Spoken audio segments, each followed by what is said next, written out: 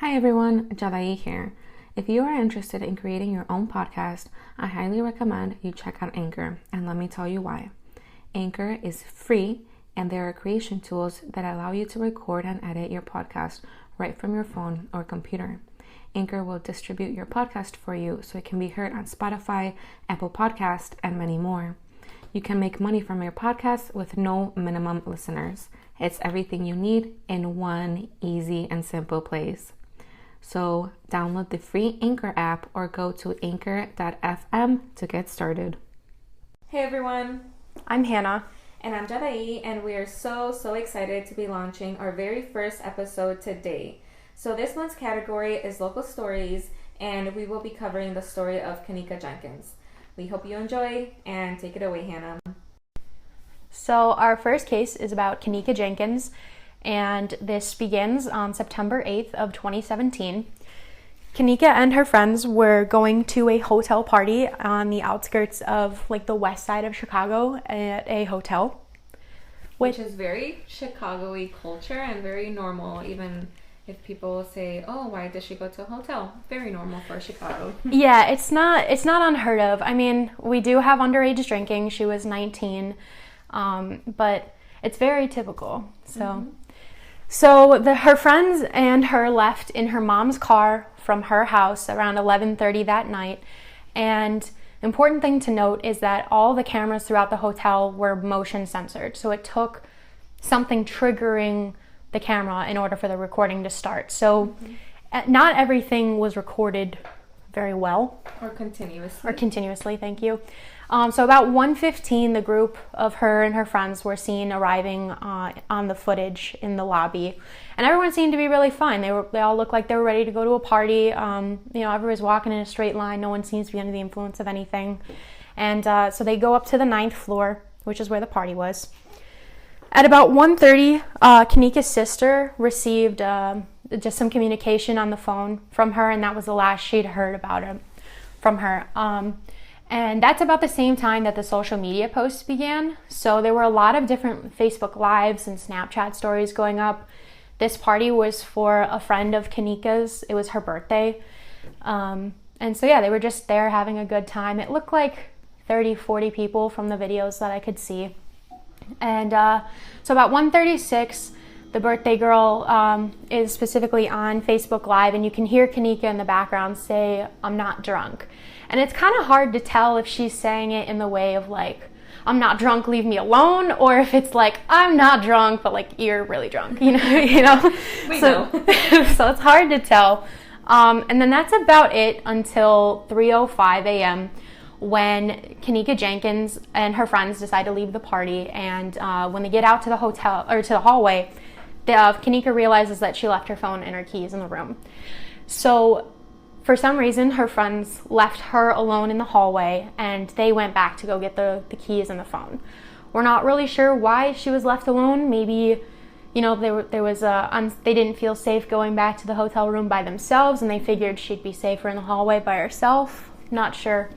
But at the end of the day, they were only gone 10, 15 minutes. So about 3:20, Kenneka is picked up on the video, and she's coming out of the lower level elevator.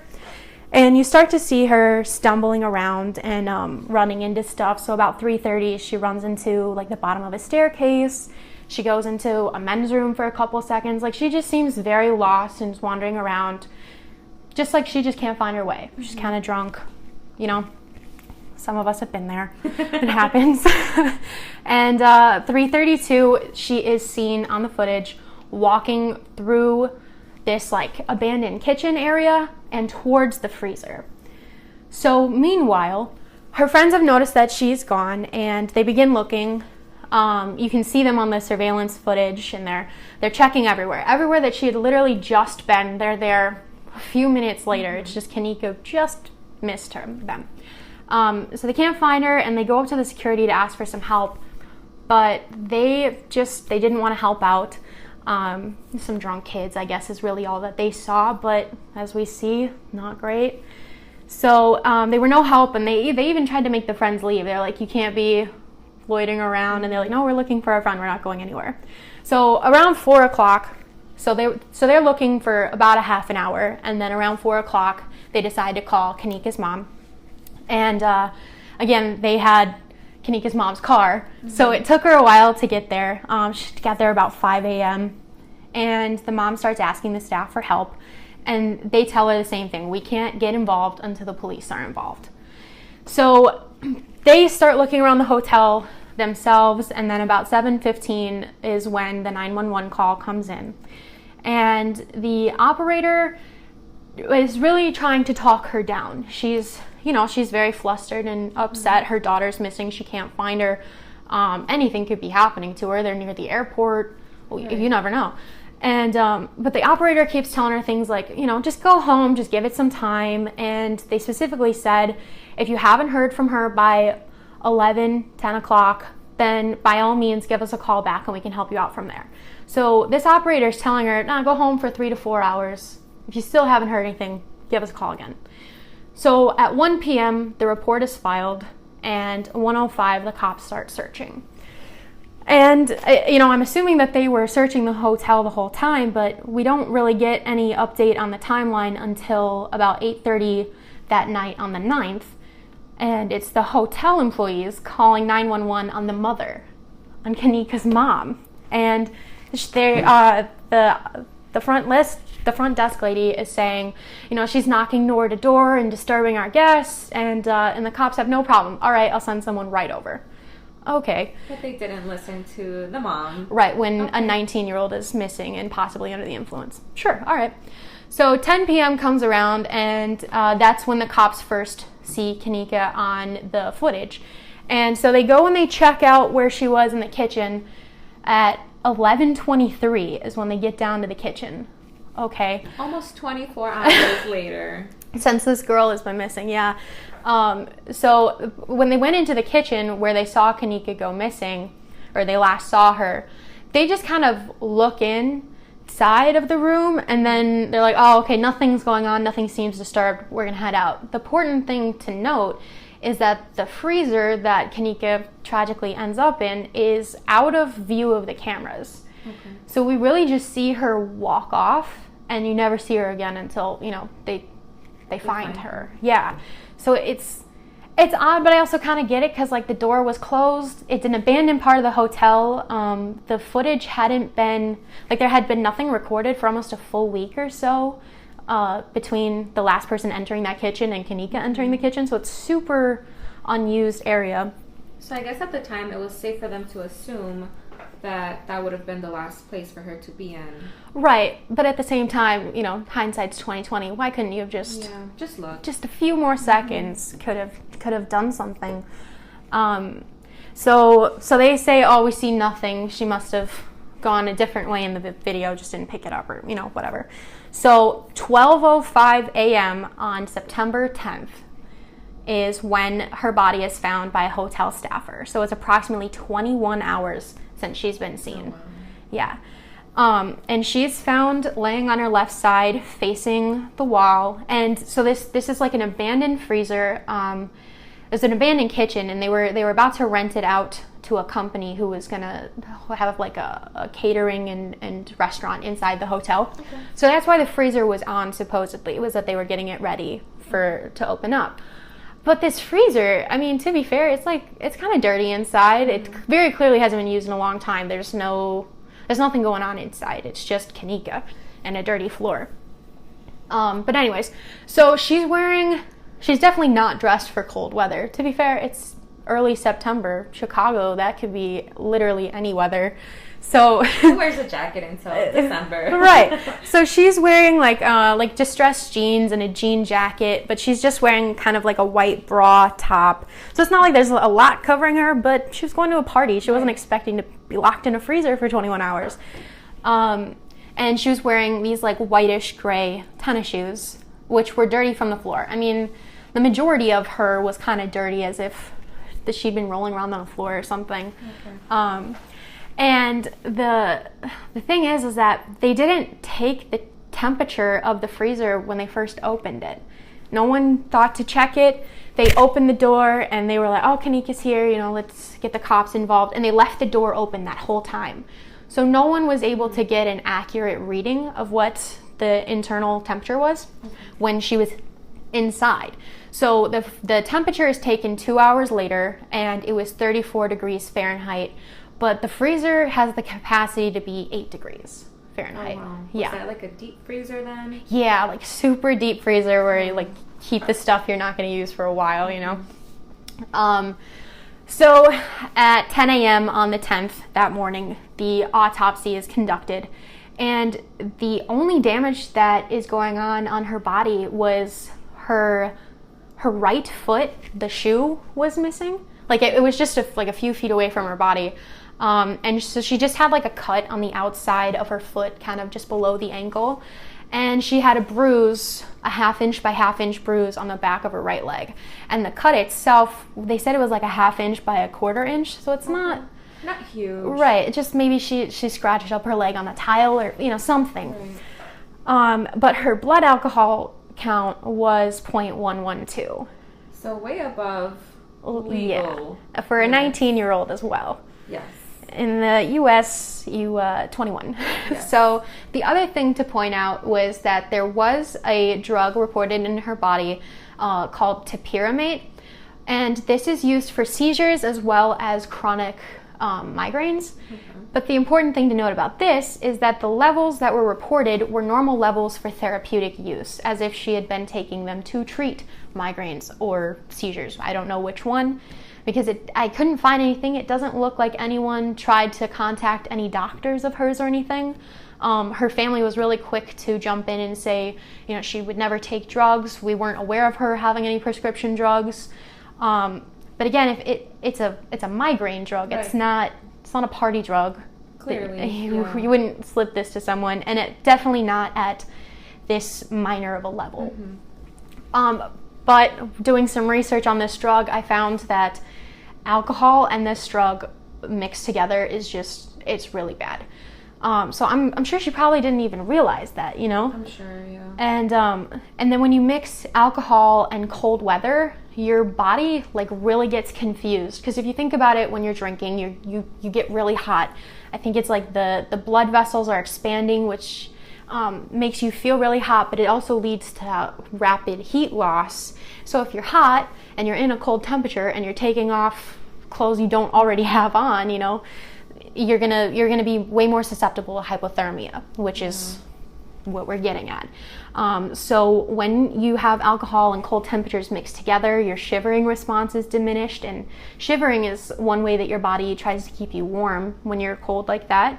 And your judgment is confused, or is affected, which is just what I said about wanting to take your clothes off even though you're cold. But there were no other physical abnormalities or signs of foul play. She had fake nails on, and they were all fine and intact. She didn't have any marks on her neck, marks on her arm, like defensive wounds, nothing along those lines. What about DNA under her nails? Not that I saw it. Okay. They said they made a point to say that like her nails were really just perfectly fine and intact, just that she was just dirty from the floor. I don't know if they swabbed under the nails, but no sign that she had fought. Right, anyone. Yeah, and nothing in the autopsy report to suggest that. So at this point, the Kenneka Jenkins case remains closed, and her death is ruled as an accident. They blame the mixture of the topiramate and the alcohol, which led to hypothermia, and that's what they said killed her, was hypothermia, which is just completely tragic. If, I don't think that there was any foul play involved, at least not from the evidence that I've seen, but my big takeaway is, buddy system, of course. Like, sure. You always need the buddy system. But just the police and the hotel staff could have been a lot more helpful, and they could have been on it a lot sooner, because definitely. If she had been found by noon that day, maybe she's got some frostbite or something very mild. She would have been alive, is the point. Yeah, I also want to point out the fact that police didn't listen to Kenneka's mom when she reported her missing. However, they did listen to the hotel staff when they called to report Kenneka's mom. And I think nowadays it's unfortunate to see how the system, oppresses continuously marginalized people, and I think that part was the part that pissed me off the most, because clearly a mom is distressed over her missing daughter. Exactly. And I mean, to be frank, this was a group of completely African American individuals, and it looks like that was the whole party too. So I would venture to say, you know, you're right, that there were, I mean, we all know the conversation in our country right now. Definitely. And has been for a while. So there's no doubt in my mind that that definitely played a role somehow. Definitely. And I also want to reiterate what you said about the buddy system. Yeah. It's hard when, you know, people are intoxicated, but I don't think it's impossible. I have this theory where if you all come together, you all leave together. So I think it's very important for everyone to keep in mind, whether you're, you know, 21 or 30, if you go to a place together and you get drunk, have someone bring you, or have someone come pick you up, have someone babysit you.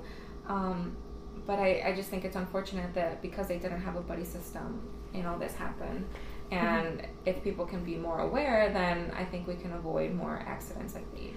Yeah, even if it's just you and one friend, you know, Right. of the group. So long as people are leaving together and people are accounted for, it's very important to keep track of your friends when you're out having a good time. Because it's easy to lose people. Definitely. So yeah, it's the buddy system is so important. I mean, that's why they teach us for like kindergarten or something. Yeah. But so a couple of the things we wanted to point out were, so there was an MTV episode about this tragic situation, and what it did was, it was really good that it got a lot of the friends and families account. Okay. But what the issue that has been talked about was that, so Kenneka's death happened like just off of the back of like a shooting in Chicago where a cop shot another black man, another one. And so the whole city was in an uproar already. Right. You know how we can get with our protests. So they think that could have agitated the family a lot more in making it seem like there was foul play going on. So this whole MTV episode really tries to drive home that there's foul play. Okay. Somebody did something to Kenneka and we need answers. Okay. And I can appreciate that, you know, if that's, the media skews everything. But if you're paying attention to the facts, it doesn't really seem like there was foul play, sadly. But yeah, they talked about a lot of different conspiracy theories. They were talking about, you know, someone was selling her organs on the black market, and that's why she was in the freezer. And there was talk of, well, you could hear people talking in the back of the Facebook Lives about this $200. I do want to point out, though, that I looked into that, and that was in reference to a parking lot sign about if you're like an unauthorized vehicle, the tow or the ticketing price would be like $200 and up. So she was freaking out about that because she's driving her mom's car, like understandably. But yeah, I mean, the organs thing just didn't make any sense to me. There's no damage to her body. There was people talking about, well, maybe they were leading her off camera. It doesn't really seem that way. Why would they lead her into a men's bathroom and then into it just doesn't make sense. So. Yeah, I have heard that when I first watched the video, that someone was trying to call her from the stairs into the kitchen. So I can see how that can connect to possibly, I don't know, preserving her organs. Yeah. But like you said, I'm pretty sure if someone did want her organs, they would have probably retrieved them a lot sooner than the 21 hours. Yeah, her body wouldn't have been left in there, that's for sure. So the two big takeaways that we want you guys to remember from this case is you don't actually have to wait 48 hours to report someone is missing. I think we're all just led to believe through like TV shows and movies, 48 hours. But if you're the cops will probably try and get you to wait the 48 hours just because you never know. Maybe the kid did run away from home. Maybe someone just lost their phone. You never know. However, when you have that feeling, you need to listen to it. And those first few hours, they always say, are so critical. So why wait 48? Mm-hmm. You could be in a different country at that point. And then, of course, the buddy system. Just make sure, like you said, who you came with is who you should be leaving with. No one gets left behind. True. And to go back to the 48-hour reports, like you said, I think we all know our people, and if you were to go missing for, X amount of hours, if you just know the person isn't a runner, you just know they're missing and something happened, rather than, oh, they're just not responding to me. So I'm sure Kenneka's mom just knew something was wrong, rather than she didn't want to come home. Yeah. So like you said, if you know, and insist, as always insist, they might get upset, but they'll listen eventually. Yeah, don't give up on that. For sure. So remember to follow us on Instagram at Real Time Crime, and give us some comments or DMs about any cases that you have any interest in or that we should report on. And thank you so much for listening to our very first episode. We really appreciate your support. Yeah, and be on the lookout for our next release date and our next episode. Thanks, guys. Thanks. Bye.